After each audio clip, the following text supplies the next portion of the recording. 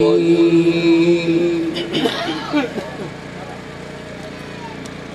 الله الرحمن الرحيم.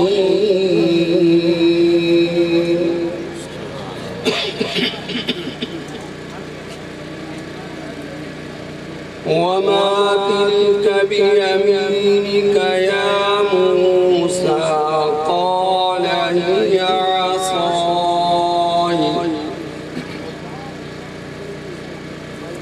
أتوكأ عليها وأهش بها على غنمي ولي فيها مآرب أخرى.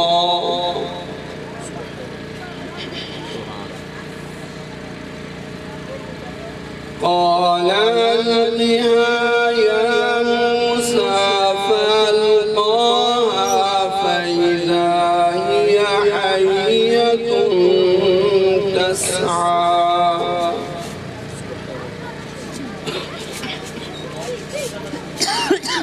قال خذها ولا تخف سنعيدها سيرتها الأولى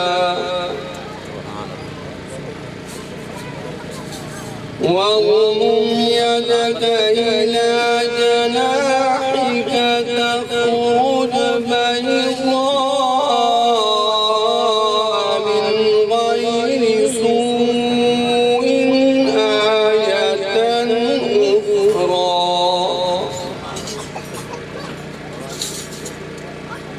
لنريك من آياتنا الكبرى.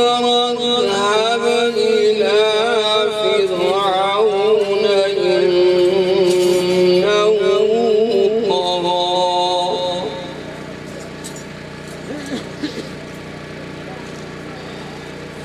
قال رب اشرح لي صدري ويسر لي أمري واحلل عقدة من لساني يفقهوا قولي.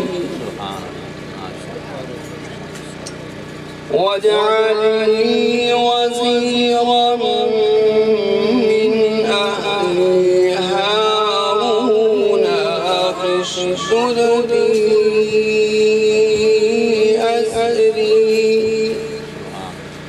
وأشركه في أمري كي نسبحك كثيرا ونذكرك كثيرا إنك كنت بنا بصيرا. صدق الله